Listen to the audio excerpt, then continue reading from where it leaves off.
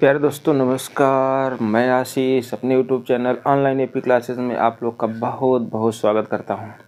प्यारे दोस्तों, हमारे यूट्यूब चैनल एपी क्लासेस में आपको यूपी डीएलएड प्रथम सेमेस्टर के हर चैप्टर से वीडियोज उपलब्ध मिलेंगे। आपको जिस भी चैप्टर का अध्ययन करना हो दोस्तों, हमारे प्लेलिस्ट में जाइए, वहाँ पार्ट वाइज वीडियोज पड़े हुए हैं दोस्तों। आप थंबनेल में देखेंगे, आपको वह टॉपिक ज़रूर दिखाई पड़ेगा और आप उस टॉपिक को क्लिक करिए और अध्ययन करिए। दोस्तों, इस वीडियो के अंतर्गत हम जो है अध्याय 3, ठीक है ना दोस्तों, अध्याय 3 और अध्याय 3 का नाम है दोस्तों गुणा और भाग की संकल्पना एवं संक्रियाएं। गुणा एवं भाग की संकल्पना एवं संक्रियाएं दोस्तों, इनकी चर्चा हम करेंगे इस वीडियो के अंतर्गत। गुणा और भाग की संक्रियाओं का अध्ययन हम इस चैप्टर के अंतर्गत करेंगे दोस्तों। ओवरऑल देखेंगे तो ये हमारा जो है पार्ट 4 होगा, ये हमारा पार्ट 4 होगा। इससे पहले के पार्ट 3 वीडियोज अपलोड हो चुके हैं, आप प्लेलिस्ट में जाइए, उन सबको पढ़िए और एग्ज़ाम में अच्छे नंबर लाइए दोस्तों। अगर यहाँ देखा जाए तो गुणा कैसे होता है, गुणा का मतलब क्या है, ठीक है। तो यहाँ हम देखेंगे गुणा, ठीक है ना। गुणा किसे कहते हैं, अगर आपसे ये प्रश्न बन जाए कि गुणा क्या है दोस्तों। अगर हम देखें, जैसे हम यहाँ लिख दें 3 धन 3 बराबर हो जाएगा 9। हम चाहें तो इसी को लिख सकते हैं 3 गुणे 3 बराबर 9, ठीक है। बात तो वही हुई। 3 कितनी बार है, 3 बार है, तो 3 त्रिक का 9। तो दोस्तों यहाँ जो गुणा की परिभाषा है ना, गुणा की परिभाषा हो सकता है आपके एग्जाम में आ जाए कि गुणा को परिभाषित कीजिए, तो आप क्या करेंगे, ठीक है। तो दोस्तों एक ही संख्या को बार बार जोड़ने की क्रिया गुणा का रूप धारण करती है। ध्यान देना, एक ही संख्या को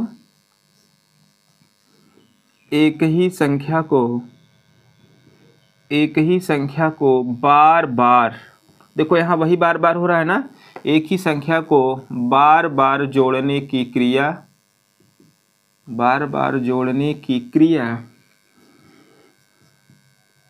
गुणा का रूप धारण करती है या गुणा कहलाती है, गुणा का रूप धारण करती है या गुणा कहलाती है, कोई दिक्कत है नहीं, ठीक है।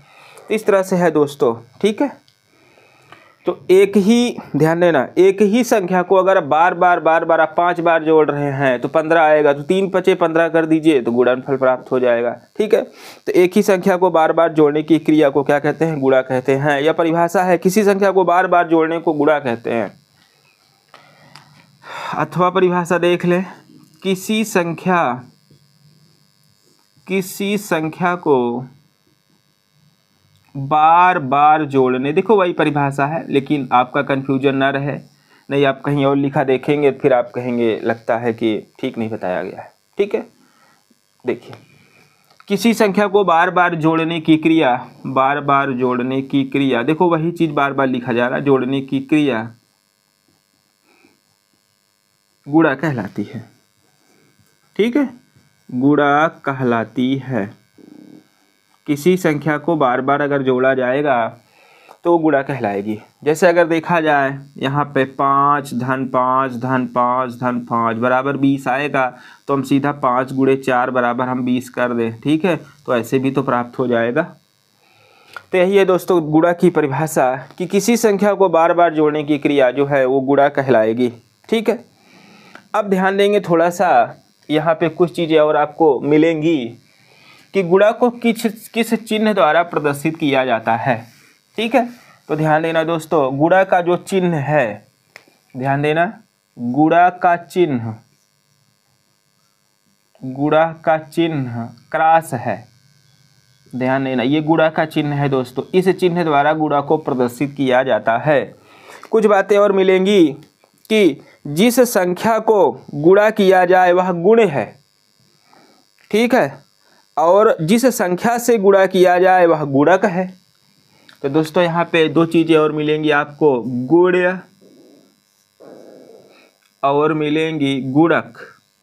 ध्यान देना, यहाँ गुण और गुणक मिलेंगी कि गुण किसे कहा जाता है और गुणक किसे कहा जाता है। तो परिभाषा है कि जिस संख्या को गुणा किया जाए, ठीक है, जिस संख्या को गुणा किया जाए, जिस संख्या को गुणा किया जाए, जिस संख्या को गुणा किया जाए, ध्यान देना। और यहाँ पर क्या है कि जिस संख्या से गुणा किया जाए, जिस संख्या से गुणा किया जाए, ठीक है, ध्यान देना। गुण वह संख्या होगी जिस संख्या को गुणा किया जाएगा, और गुणक वह संख्या होगी जिस संख्या से गुणक किया जाएगा, ठीक है। जिस संख्या से गुणा किया जाए वह गुणक है। आइए देख लेते हैं। जैसे यहाँ पे देखा जाए कि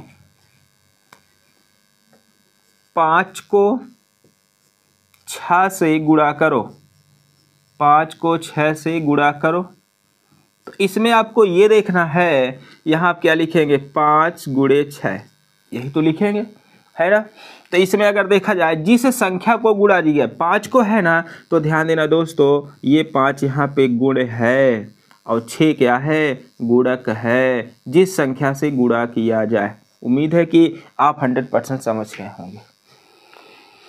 जैसे दोस्तों यहाँ 4 गुणे 3 कर दे, तो आपकी जिम्मेदारी है, आप कमेंट में लिख कर बताइए कि यहाँ गुणक और गुण और गुणक कौन है। 4 को 3 से गुणा करो, ठीक है।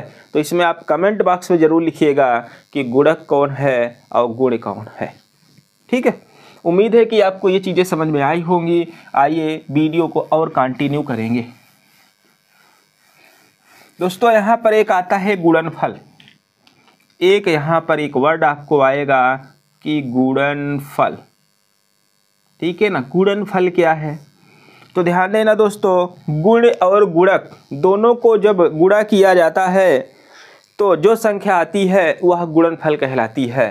तो ध्यान देना दोस्तों कि गुण और गुणक, गुण और गुणक को गुणा करके, को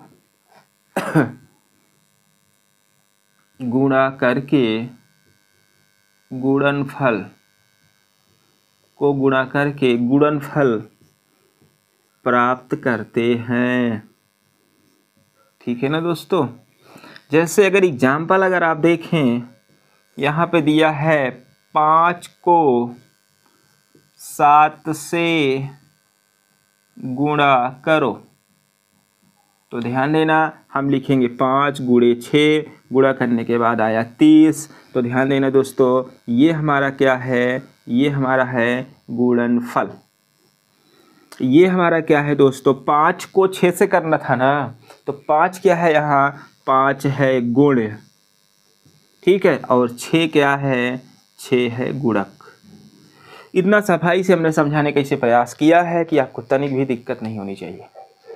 तो ये टॉपिक यहाँ पे समाप्त हुआ, ठीक है, कि गुणा क्या है, गुणा की परिभाषा क्या है, गुणा में भाग लेने वाले तत्व कौन से हैं, गुणा को किस चिन्ह द्वारा प्रदर्शित किया जाता है, जो तत्व हैं उनको किन नामों से जाना जाता है, ठीक है, और गुणा के मतलब गुण और गुणक दोनों को गुणा किया जाता है तो प्राप्त क्या होता है, ठीक है। आइए देखते हैं गुणा का क्रियात्मक हल।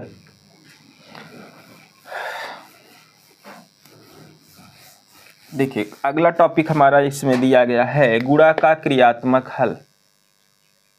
गुणा का क्रियात्मक हल, गुणा का क्रियात्मक हल, कि गुणा की क्रिया होती कैसे है। जैसे आपके यहाँ एग्जाम्पल है कि 55 गुणे 6 ये दिया है, इस पे हमको क्रिया करनी है। तो दोस्तों देखो, जो आपका 55 है ये 5 इकाई वाला है, ये 5 दहाई वाला है, ठीक है। तो हम पहले क्या करेंगे, पहले फर्स्ट स्टेप में हम क्या करेंगे, 5 इकाई गुणे 6। तो दोस्तों जो ये आएगा तो ये हो जाएगा 5 छंग 30, ये 5 छंग 30 हो जाएगा, ठीक है। जहाँ पर 0 जो है दोस्तों ये इकाई होगी और 3 तो दहाई होगी ना, 3 तो दहाई होगी, क्योंकि 30 में बताओ 0 इकाई और 3 दहाई है, दूसरा स्टेप दोस्तों हम क्या करेंगे, अब ध्यान देना, 5 दहाई, ये वाला ले रहे हैं ना 5, तो 5 दहाई गुणे 6 बराबर आएगा 30। दोस्तों ये दहाई है तो ध्यान देना ये पूरा पूरा दहाई ही होगा, ध्यान देना। अब हम क्या करेंगे, जब इसको हल करेंगे तो देखो है कितना, 3 जीरो है यहाँ पे, तो 3 ध्यान देना, 3 इसमें दहाई है, 0 इसमें इकाई है, लेकिन इसमें देखना दोस्तों ये 30 पूरा पूरा दहाई है, तो ध्यान देना हम क्या लिखेंगे यहाँ पे, 30 पूरा पूरा दहाई है, ठीक है। तो अब यहाँ लिखेंगे 0 और 3, जब इसे हम जोड़ेंगे, देखो दोस्तों ये 3 दहाई है, इसीलिए हम 30 को 3 के नीचे रखेंगे, दहाई को दहाई के नीचे रखेंगे, ठीक है। तो यहाँ देखेंगे तो ये 0 हो जाएगा, ये 3 हो जाएगा, ये 3 हो जाएगा, टोटल ये आ जाएगा 330। आप थोड़ा सा बचपन से पढ़ते आ रहे हो, यहाँ थोड़ा कन्फ्यूजन हो रहा होगा आपको कि ये कैसा गुणा कर रहे हैं। तो फिर से देखें, ये वाला 5 लिए है तो 5 इकाई वाला है, 5 छंग 30, तो 0 इकाई होगा, 30 दहाई होगा। अब हम ये वाला 5 ले रहे दहाई वाला, तो 30 जो होगा वो दहाई होगा, यहाँ 3 दहाई, यहाँ 30 दहाई, 30 3 33 और 0 बगल लगा देंगे, ये आपको उत्तर आ जाएगा। अब उम्मीद है कि आपको समझ में आया होगा, ठीक है। चलिए देखते हैं कुछ और टॉपिक यहाँ पे हैं। देखिए गुणनफल की आवश्यकता क्यों है। जैसे यहाँ कह रहा है कि यदि एक बच्चा एक गेंद 4 रुपए में लेता है तो तीन गेंदें कितने रुपए में खरीदेगा, ठीक है। प्रश्न यहाँ पर है, कुछ प्रश्न हल करके आपको हम बता दे रहे हैं कि यदि एक बच्चा एक गेंद 4 रुपए में खरीदता है, 4 रुपए में खरीदता है, तो 3 गेंद खरीदने में कितना पैसा लगेगा या कितना रुपया लगेगा, ये है प्रश्न, ठीक है। तो चलिए देखिए, एक बच्चा एक गेंद 4 रुपए, तो 3 गेंद खरीदना है, तो ध्यान देना 4 धन 4 धन 4। दोस्तों ये एक गेंद की कीमत है, ये दूसरे गेंद की कीमत है, तीसरे गेंद की कीमत है, सबको जोड़ेंगे तो 12 रुपया आ जाएगा। अथवा आप क्या कर सकते हो बताओ, सीधा 4, एक गेंद की कीमत 4 रुपये, तो 3 गेंद की कीमत 4 गुणे 3 कर देंगे, 4 3 12 रुपया। तो दोनों तरीका हमने बताया है, उम्मीद है कि आपको समझ में आया होगा, ठीक है। तो ये है, आइए देखते हैं कुछ और प्रश्न है कि एक पुस्तक का मूल्य 12 रुपया है तो 6 पुस्तक का मूल्य कितना होगा। इसको आप लगाइए, हम यहाँ पे लिख दे रहे हैं, यह लिख रहे हैं यदि एक पुस्तक का मूल्य बराबर 12 रुपया, ठीक है, तो 6 पुस्तकों का मूल्य होगा, तो 6 पुस्तकों का मूल्य होगा। चलिए आप लोग इसको बताइए, ठीक है, बताइए कमेंट बॉक्स में जो है आप जो है इसके उत्तर को लिखिए।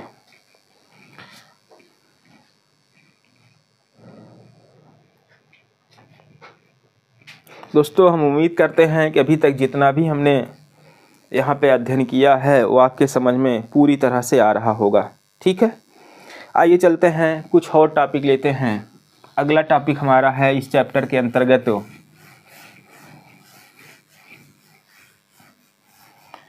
दोस्तों वो है पूर्ण संख्याओं में गुणा के प्रगुण, ठीक है। अगला टॉपिक यहाँ पे है पूर्ण संख्याओं में गुणा के प्रगुण। दोस्तों हम उम्मीद करेंगे आप सिलेबस या डीएलएड प्रथम सेमेस्टर से संबंधित कोई बुक आप अपने सामने ज़रूर रखे होंगे, ठीक है, ताकि आपको पूरी तरह से ये लग रहा हो, समझ में आ रहा हो कि हमारा ही सिलेबस पढ़ाया जा रहा है। आप सिलेबस देखेंगे तो इसी तरह से सिलेबस बना हुआ है, ठीक है ना। तो अगला टॉपिक है ही उसमें पूर्ण संख्याओं के प्रगुण, ठीक है। तो दोस्तों पहला प्रगुण है, ध्यान देना, यहाँ पहला प्रगुण है गुणा का संवरक प्रगुण, गुणन का संवरक प्रगुण, प्रगुण। ठीक है ना दोस्तों, गुणन का संवरक प्रगुण। दोस्तों गुणन का संवरक प्रगुण कहता है कि यदि दो पूर्ण संख्याएं हों और उनका गुणा किया जाए तो उनका गुणनफल भी एक पूर्ण संख्या ही होगा। यही कहता है गुणन का संवरक प्रगुण। देख लेते हैं क्या कहता है कि दो पूर्ण संख्याओं का गुणनफल, दो पूर्ण संख्याओं का गुणनफल भी एक पूर्ण संख्या ही होता है। यह है गुणन का संवरक प्रगुण। जैसे दोस्तों अगर देखा जाए कि माना ए व बी दो पूर्ण संख्याएं हैं, दो पूर्ण संख्याएं हैं, ठीक है, तथा ए गुणे बी बराबर सी, तो सी भी एक पूर्ण संख्या होगी, तो सी भी एक पूर्ण संख्या होगी। समझ में आया दोस्तों? इनका कहने का मतलब यही है गुणन का संवरक प्रगुण कि यदि दो संख्याएं या दो से अधिक संख्याएं हैं वो पूर्ण हैं और जब उनको गुणा किया जाता है ना तो उनका गुणनफल भी पूर्ण ही आता है। जैसे मैंने अपने एग्जाम्पल में लिख के बताया कि ए और बी दो पूर्ण संख्याएं हैं, जब हम इनका गुणा करेंगे तो इनका गुणनफल भी एक पूर्ण संख्या ही आएगा। ठीक है, अगर आप इस तरह से नहीं समझ पाए हैं तो आप कुछ इस तरह से समझें एग्जाम्पल में। जैसे कहा जाए 5 गुणे 3 बराबर 15। ठीक है, 5 भी पूर्ण संख्या है, 3 भी पूर्ण संख्या है और 15 भी क्या होगी, एक पूर्ण संख्या होगी। समझ में आया कि नहीं है? जैसे दोस्तों हम एग्जाम्पल यहाँ दे दें 6 गुणे 7 बराबर 42। ठीक है, 6 भी एक पूर्ण संख्या है, 7 भी एक पूर्ण संख्या है और 42 भी क्या है, एक पूर्ण संख्या है। तो यही था गुणन का संवरक प्रगुण कि जब दो संख्याएं पूर्ण संख्याएं हैं तो उनका गुणनफल भी पूर्ण संख्या ही होगा। उम्मीद है कि आपको समझ में आया होगा। आइए दूसरा प्रगुण लेते हैं, गुणन का क्रम विनिमेय प्रगुण। ठीक है, अगला प्रगुण लेते हैं, ये उम्मीद है कि आप नोट कर चुके होंगे। चलिए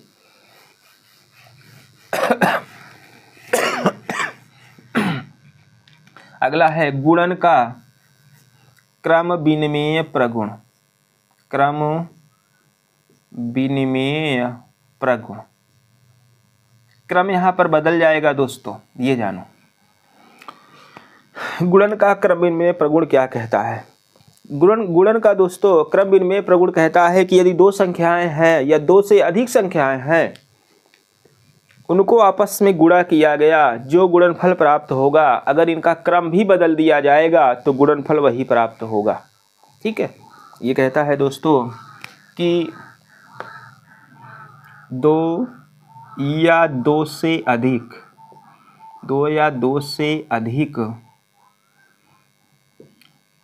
संख्याओं का गुणनफल, दो या दो से अधिक संख्याओं का गुणनफल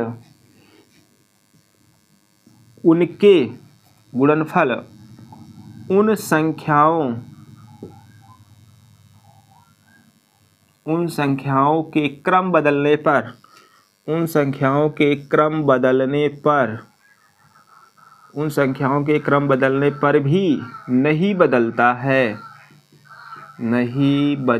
है। ठीक है दोस्तों, जैसे अगर एग्जाम्पल में अगर आप देखें, जैसे यहाँ पे है a गुणे b बराबर हो जाएगा b गुणे a। जैसे देखो a पहले था b बाद में था, यही क्रम है उन संख्याओं के क्रम। ये क्रम मैं बात किया हूँ, ये पहले था ये बाद में था, अब यहाँ ये पहले ये बाद में हो गया, तब भी कोई परिवर्तन नहीं होगा। यही है क्रम विनिमेय प्रगुण। क्रम बदलने पर भी उनके गुण में कोई परिवर्तन नहीं होता है। जैसे यहाँ पे अगर देखा जाए, हम लिख दें 8 गुणे 9 तो 72 आएगा। अगर हम 9 गुणे 8 लिखेंगे तब भी तो 72 आएगा। तो हम लिख सकते हैं 8 गुणे 9 बराबर 9 गुणे 8। यही है दोस्तों गुणा का क्रम विनिमय प्रगुण। समझ में आया कि नहीं? सारी चीज़ें बहुत आसान हैं, सिर्फ समझने चाहिए बस। समझ में अगर आपके आ गया तो सारी चीज़ें बहुत आसान है, जल्दबाजी नहीं। वीडियो थोड़ा लंबा हो जाता है तो आप लोग धैर्य रख के देखिए, एक ही बार तो देखना है, कहाँ बार बार देखना है, ठीक है ना। तो ये है, आइए चलते हैं। तो गुणन का ये क्या था, हाँ, गुणन का क्रम विनिमय प्रगुण यहाँ से समाप्त हुआ। आएगा शून्य का गुणन गुण। शून्य का गुणन गुण, आइए देखते हैं कि शून्य का गुणन गुण क्या है। नंबर 3 तीसरा है दोस्तों शून्य का गुणन गुण। शून्य का गुणन गुण, अब बताओ शून्य का गुणन गुण क्या है दोस्तों? शून्य का गुणन गुण है कि जब हम शून्य को किसी संख्या से गुणा करेंगे या शून्य से किसी संख्या में गुणा करेंगे तो गुणनफल शून्य हो जाता है। कुछ ऐसा ही है कि यदि कोई पूर्ण संख्या a है, किसी पूर्ण संख्या और शून्य का गुणनफल शून्य होता है। आइए देखते हैं, किसी पूर्ण संख्या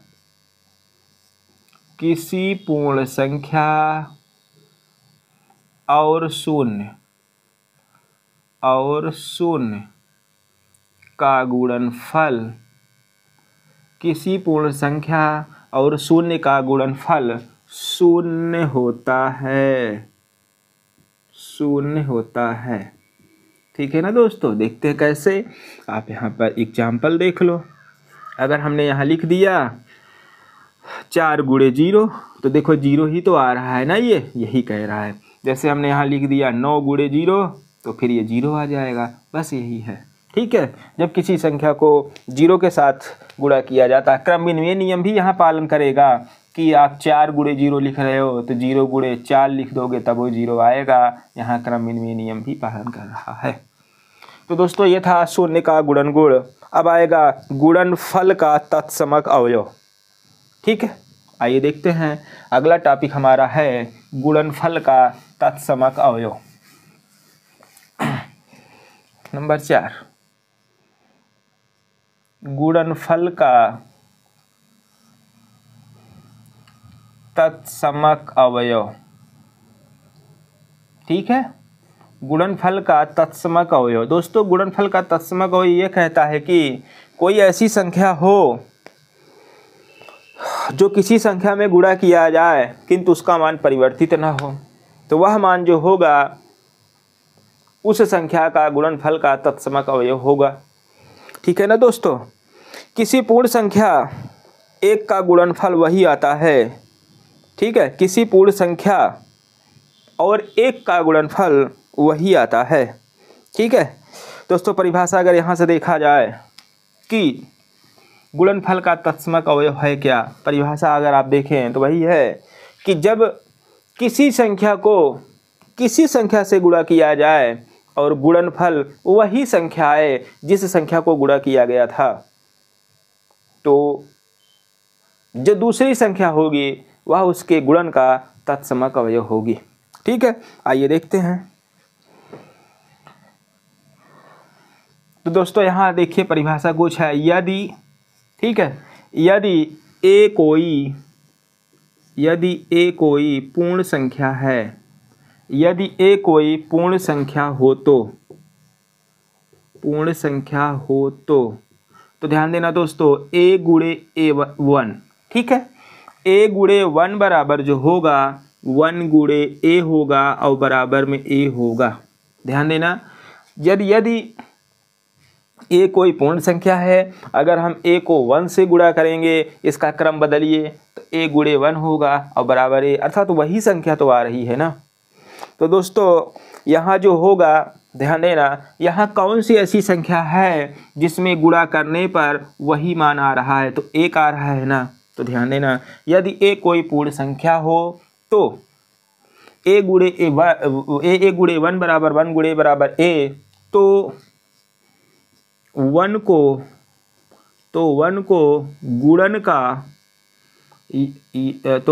गुणन का तत्समक अवयव कहते हैं। तत्समक अवयव कहते हैं।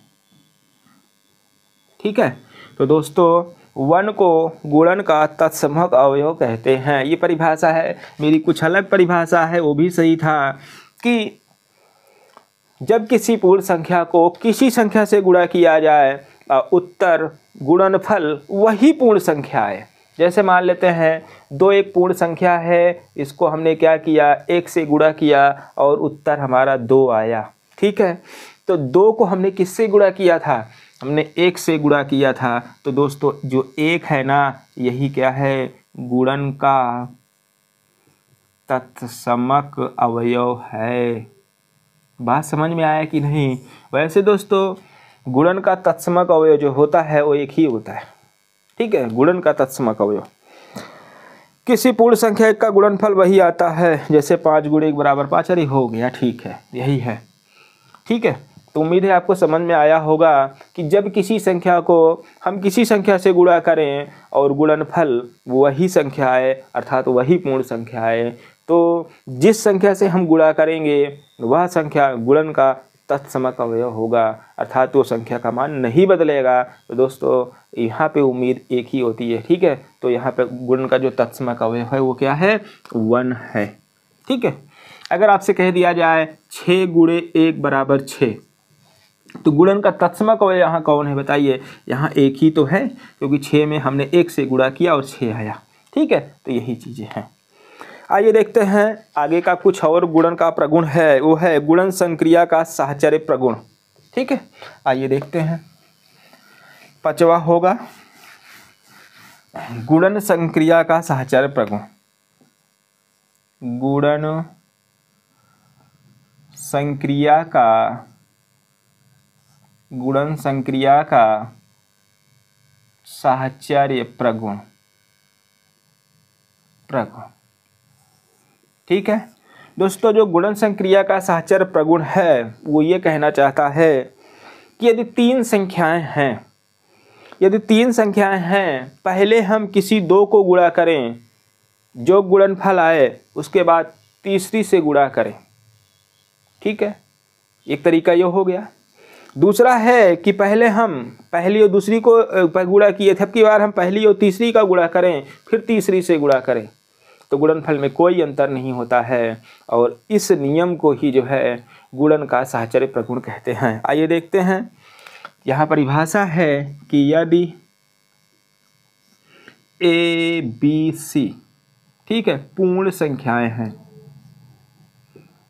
यदि A B C पूर्ण संख्याएं हैं, ठीक है, A B C पूर्ण संख्याएं हैं, तो A × B अब बाहर गुणे C, मैंने आपको बताया पहली और दूसरी का गुणनफल जो कुछ आए उसका गुणा C से किया जाए। ठीक है, ये बराबर होता है किसके दोस्तों, आप लिख सकते हो A × C कर दो, A × C और गुणन में कर दो B, ये बराबर होता है। इसी को कहा जाता है गुणन संक्रिया का साहचर्य प्रगुण। ठीक है, बराबर है तो गुणन संक्रिया का पूर्ण संख्याओं में साहचर्य है।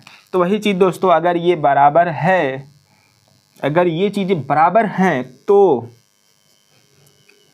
ध्यान देना,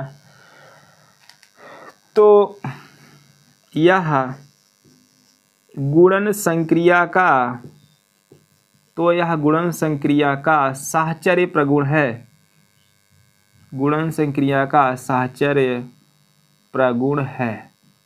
ठीक है, ध्यान देना, सा में बड़ा रहेगा साहचर्य प्रगुण। चलिए दोस्तों थोड़ा सा समझिए कि यदि ABC 3 संख्याएं हैं, उनमें से अगर पहली और दूसरी का गुणनफल फिर बाद में तीसरी का गुणनफल किया जाए, गुणा किया जाए, जो गुणनफल आए उसी तरह से पहली और तीसरी, अरे यहाँ पर दूसरी तीसरी कर देते बदल के। जैसे एग्जाम्पल लेते समझ में आएगा। जैसे ध्यान देना 2, 3 और 4, ये 3 संख्याएं हमारे पास हैं। तो फर्स्ट स्टेप में हमने क्या किया, 2 × 3 कर लिया और बाद में हमने 4 किया। तो यहाँ देखेंगे 2 × 6 × 4 अर्थात 24 आया कि नहीं, ये बताओ, आया ना। फिर हम दूसरे स्टेप में क्या करेंगे, हम यहाँ कर देंगे, ध्यान देना 2 × 4 कर लेंगे और 3 को बाहर कर देंगे। तो 4 दूनी 8 × 3 = 24 आया कि नहीं। तो यही चीज़ यहाँ पर है गुणन का साहचर्य प्रगुण। ठीक है, अगर इसे आप और अच्छे तरह से लिखना चाहें इनके हिसाब से, तो देखें 2 3 4 है, तो 2 गुणे 3 हो जाएगा, इंटू बगल में तुम 4 कर दो। फिर यहाँ पर 2 गुणे 4 हो जाएगा, इंटू में बगल में 3 कर दो। तो देखिए ये क्या होगा, 4 2 3 6 गुणे 4 हो जाएगा, 4 दूनी 8 गुणे 3 हो जाएगा, ये 24 बराबर 24 आया। तो दोस्तों यही है गुणन संक्रिया का साहचर्य प्रगुण।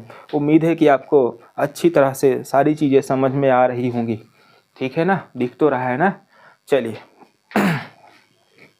तो दोस्तों यही है। अगर आप अपने हिसाब से परिभाषा समझना चाहते हैं कि जब दो या दो से अधिक संख्याएं, वैसे तो 2 से अधिक ही होती हैं, जब 2 से अधिक संख्याएं इस प्रकार हों कि उनके क्रम को बदल कर गुणा किया जाए, ठीक है, और गुणनफल वही आए, तो गुणन का उत्क्रम विनिमय नियम हो जाएगा। ठीक है ना। लेकिन यहाँ पर 3 संख्याएं होंगी और पहली 2 को गुणा किया जाएगा, बाद में क्या किया जाएगा, पहली 2 और तीसरी का, फिर पहली तीसरी और पहली तीसरी लेंगे, फिर दूसरी का गुणा किया जाए, तो वही जो होगा वह गुणन का साहचर्य प्रगुण होगा। आइए देखते हैं कुछ और है। छठवां नियम जो हमारा है, छठवां नियम क्या कह रहा है, नंबर 6। छठवां नियम दोस्तों है गुणन संक्रिया का योग पर वितरण प्रगुण। गुणन संक्रिया का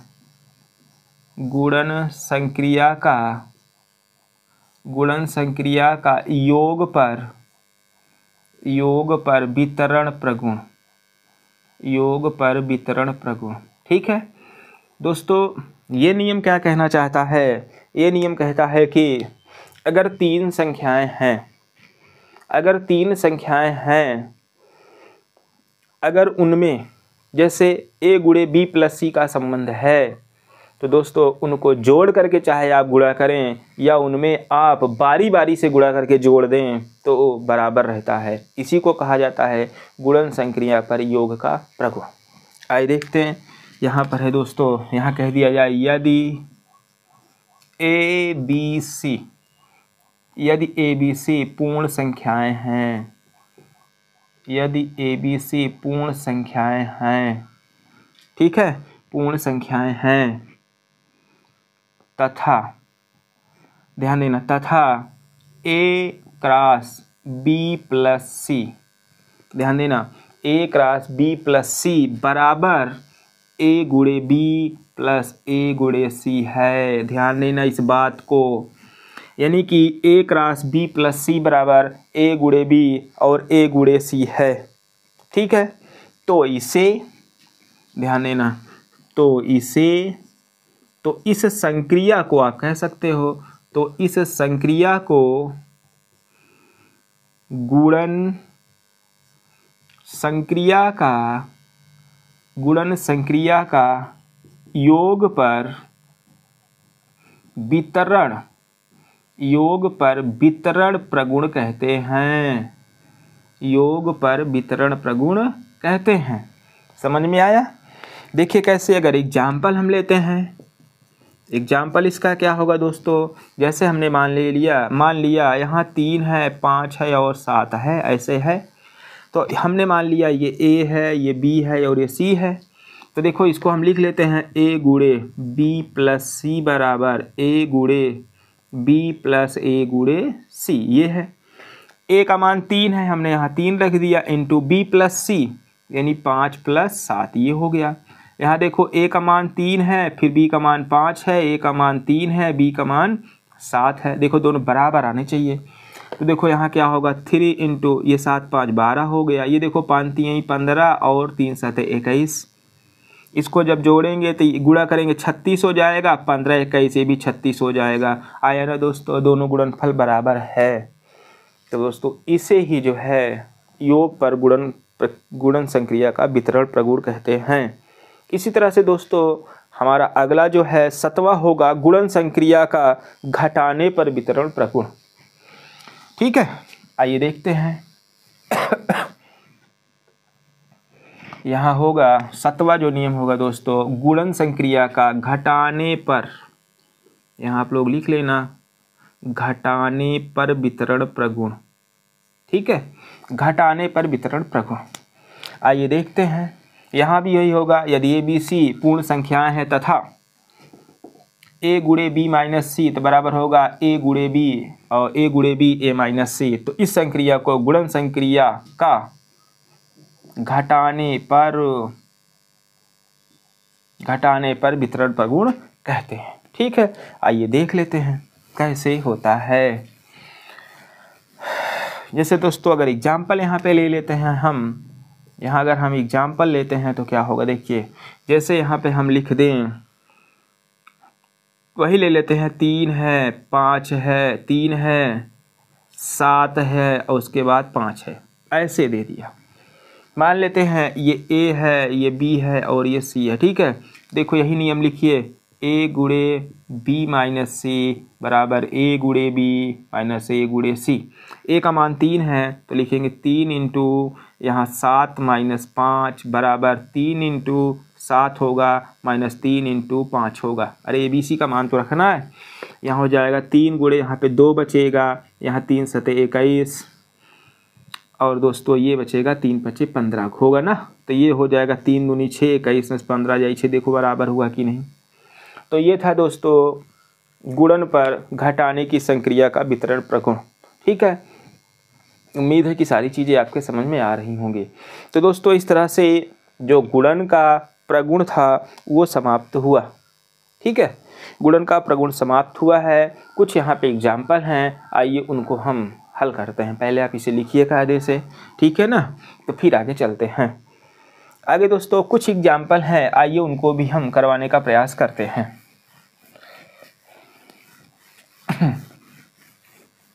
दोस्तों ये हमारा पार्ट 4 है। दोस्तों हम लगातार अपनी प्लेलिस्ट में 1 2 3 4 और अध्याय लिख करके डालते चले जा रहे हैं। जैसे दोस्तों यहाँ पे है संख्या युग्म।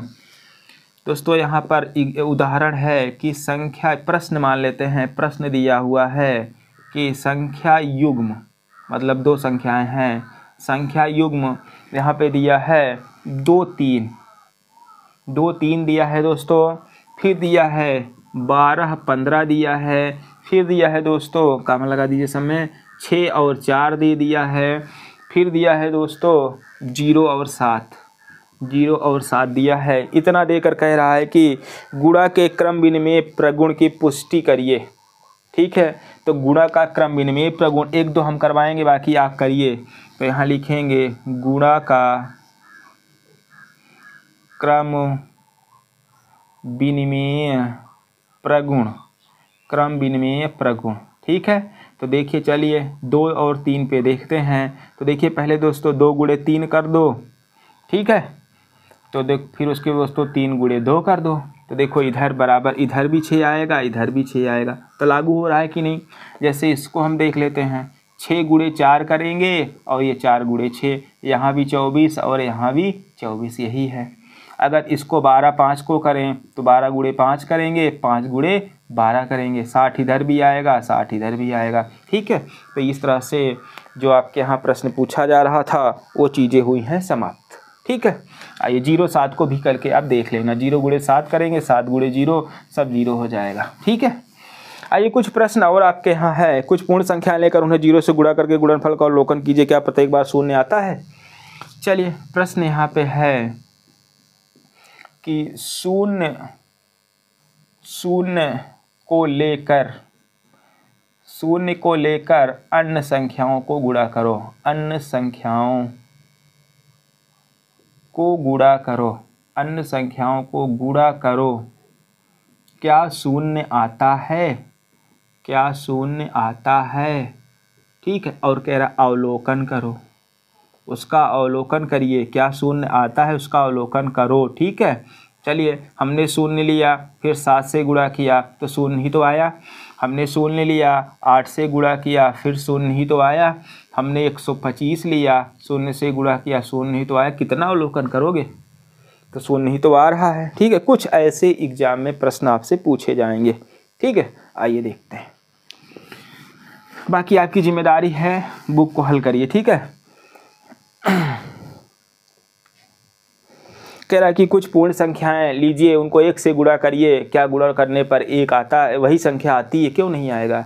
कोई कुछ पूर्ण संख्या ले लीजिए, जैसे हम 10 ले लेते हैं, इसमें 1 से गुणा करेंगे 10 ही आएगा। हम 5 ले रहे हैं, 1 से गुणा करेंगे 5 ही आएगा। 9 ले रहे हैं, 1 से गुणा करेंगे 9 ही आएगा। तो यही अवलोकन करना है, आपका प्रश्न पूछा जा रहा है, ठीक है। फिर दोस्तों कह रहा पूर्ण संख्याएं 6, 9, 11, 6, 9, 11 को लेकर गुणा के साहचर्य नियम की पुष्टि कीजिए। आइए देख लेते हैं। 6, 9, 11 लेते हैं, ठीक है। प्रश्न यहाँ पे है कि 6, 9, 11 को लेकर गुणा के साहचर्य प्रगुण की पुष्टि करो, ठीक है। 6, 9, 11 ले लीजिए, गुणा के साहचर्य प्रगुण की पुष्टि करिए। तो दोस्तों साहचर्य प्रगुण है क्या? साहचर्य प्रगुण यही तो कहता है ना कि ध्यान देना कि जैसे दोस्तों 6 गुणे हमने क्या किया, यहाँ पे 9 गुणे 11 कर लिया है ना। तो दोस्तों अगला हम देखेंगे, किसी को भी आप बदल सकते हो, ठीक है। तो ध्यान देना, यहाँ हम लिख दें 9 बाहर निकाल लें, 6 गुणे 11 कर दें, है ना। तो देखिए 6 गुणे कितना होगा, 11 9 99 होगा। यहाँ पर 9 गुणे 11 6 66 होगा। आइए 6 9 54 की 4 हासिल 5, 6 9 54 5 59 आएगा। यहाँ देखिए 9 6 54 की 4 हासिल 5, 9 6 54 5 59 आ गया कि नहीं। तो इसको लेकर गुणन के साहचर्य प्रगुण की हमने व्याख्या कर ली है, ठीक है। यहाँ भी चाहो तो गुणन का निशान लगा दो, किस तरह से है, ठीक है। यानी कि 3 संख्याएं हैं, पहले को हम बचाएंगे, अंतिम 2 का गुणा करेंगे, फिर चाहे जिसको बचा लो आप। 3 में से आपको जो है 1 बाहर रखना है, 2 को गुणा करना है बारी बारी से। जैसे यहाँ 9 11 अंदर था, यहाँ 6 11 को अंदर कर दो, यहाँ 6 बाहर था, यहाँ 6 को अंदर कर दो। यही है गुणन का साहचर्य प्रगुण। चलिए आइए देखते हैं, कुछ और प्रश्न अगर होंगे तो और करवा देते हैं हम। कह रहा है वितरण प्रगुण का प्रयोग करके, ठीक है, कह रहा है निम्नलिखित कथनों की सत्यता की पुष्टि कीजिए। आइए देखते हैं, क्या सत्यता की पुष्टि करना है। 9 गुणे 8 प्लस 4 बराबर यहाँ दिया है, ध्यान देना, बराबर यहाँ दिया है 9 गुणे 8 प्लस, ठीक है, 9 गुणे 4। क्या ये सत्य है? बोलिए दोस्तों, हाँ ये सत्य है। आपकी किताब में दिया है कि इसे सत्य है कि नहीं है। ये सत्य है। देखो 9 से 8 में गुणा कर दो, फिर 9 से 4 में कर दो, तो सत्य तो हो गया, इसमें क्या रह गया, ठीक है ना। तो इसी तरह से आगे भी है, उसको आप सत्यता की पुष्टि करिए। देखिए एक प्रश्न और है, उसको लेकर के इस वीडियो को हम कर देंगे अंत। आप उबिए नहीं, आप अच्छी तरह से पढ़िए, ठीक है ना। देखिए यहाँ पे है, कह रहा है कि वितरण प्रगुण का प्रयोग करके निम्नलिखित में प्रत्येक का गुणनफल बताइए। देखिए वितरण प्रगुण का प्रयोग करके गुणनफल बताइए। गुणनफल ज्ञात करो, ऐसा लिख लो, कोई दिक्कत नहीं है, ठीक है। यहाँ वितरण प्रगुण का प्रयोग करना है। जैसे यहाँ पे दिया है दोस्तों 487 गुणे, यहाँ पे लिख दिया है 1008, ये दिया। इसमें वितरण प्रगुण का प्रयोग करके आपको गुणनफल ज्ञात करना है। चलिए देखते हैं दोस्तों, हम यहाँ लिखेंगे 487 गुणे। अब बताओ ये 1008 है, तो इसे हम लिख सकते हैं 1000 प्लस 8। बात समझ में आई? इसी को तो बांटना है, 1000 के करीब है ना 1008, तो 1008 लिख दो। चलिए गुणा करते हैं। तो दोस्तों यहाँ पर ध्यान देना, पहले इसमें गुणा करेंगे तो हो जाएगा 487 गुणे 1000 हो जाएगा, यही है वितरण प्रगुण। फिर 487 गुणे 8 हो जाएगा। यहाँ गुणा करेंगे 487 के बाद 3 जीरो लगना तय है। यहाँ करेंगे 8 से 56 की 6 हासिल 5, 8 8 64 5 69 हासिल 6, 8 चौक 32 6 38, ये हो गया। जोड़िए इनको, 3 जीरो है तो 3 चीज़ें तो लगना तय है, 8 9 6 हो गया। यहाँ 7 3 10 की 0 हासिल 1 हो जाएगा, 8 1 9 हो जाएगा, ये 4 3 49, ठीक है। ये 4,90,896। चलिए इस तरह से पढ़ने की कोई ज़रूरत हमें है नहीं, फिर भी इसी तरह से दोस्तों कुछ क्वेश्चन हैं। जैसे यहाँ पे कह रहा है 998 गुणे 436, इन्हें करना होगा, ठीक है। तो देखिए 998 1000 के करीब है, तो यहाँ लिख दो 1000 माइनस 2 इंटू 436। पहले हम क्या करेंगे, 1000, ध्यान देना, 1000 गुणे 436 करेंगे माइनस 2 गुणे 436 करेंगे। ठीक है, चलिए तो यहाँ करेंगे ये 436 के बाद 3 जीरो लगेगा, ये 2 छंग 12 2 हासिल 1 2 3 6 1 7 4 दूनी 8 872। ठीक है, इसको हम यहाँ से घटाएंगे दोस्तों। जब घटाएंगे तो आएगा 43 51 28। ठीक है, तो ये इसको घटाने पर प्राप्त होगा। देखो 10 में से 2 गया 8 बचेगा, यहाँ 9 बचेगा, 9 में से 7 गया, 9 में से 7 गया 2 बचेगा, फिर 9 में से 8 गया 1 बचेगा, एक हासिल गया था तो यहाँ 5 बचेगा, ये हो गया। ठीक है, कुछ हम सवालें दे रहे हैं, उनको आप जो है वितरण प्रगुण का प्रयोग करके हल करिएगा। ठीक है, आइए देते हैं। अब आप डर गए होंगे यार होमवर्क हमें देते हैं, ये काम गड़बड़ है। गड़बड़ नहीं है, यही काम तो सही है। चलिए, जब तक आप रिहर्सल नहीं करेंगे तब तक कुछ हासिल होने वाला है नहीं। चलिए, यहाँ पे हम दे रहे हैं 67 54 गुणे, ठीक है, गुणे 94 है। ठीक है ना दोस्तों। अगला यहाँ पे है 26,478, 26,478 गुणे अगर यहाँ पे देखा जाए 106 है। ठीक है, थोड़ा सा अगर आप हिंट चाहें तो यहाँ ले सकते हैं कि 67 54 गुणे 100 में से दोस्तों घटा देना तो आ जाएगा ना 94। यहाँ 26 4 78 दोस्तों, यहाँ हम क्या करेंगे 100 + 6 कर देंगे तब आ जाएगा। बाकी आपकी जिम्मेदारी है, इसे हल करिए दोस्तों। आगे के वीडियो में नेक्स्ट वीडियो मिलते हैं जो हमारा पार्ट 5 होगा, अध्याय नंबर 3 का ही होगा। तो उसमें हम गुणा की संक्रिया पर जो है प्रगुण की बात करेंगे। गुणन में कौन नहीं भाग की संक्रिया पर प्रगुण की बात करेंगे। भाग में कौन कौन सी चीज़ें आती हैं उन सब पे चर्चा करेंगे। इस वीडियो में इतना ही। उम्मीद है आपको वीडियो समझ में आएगा। ठीक है, मिलते हैं नेक्स्ट वीडियो में। तब तक आप खुश रहें, मस्त रहें, आह्लादित और प्रसन्न रहें। संसार की सारी खुशियाँ आपको आपके परिवार को मिले। वीडियो देखने के लिए बहुत बहुत धन्यवाद दोस्तों। अगर नए हों तो चैनल को ज़रूर सब्सक्राइब करिएगा और बेल आइकन को प्रेस करिएगा ताकि जैसे वीडियो डालें सबसे पहले नोटिफिकेशन आप तक पहुँचे। वीडियो देखने के लिए बहुत बहुत धन्यवाद।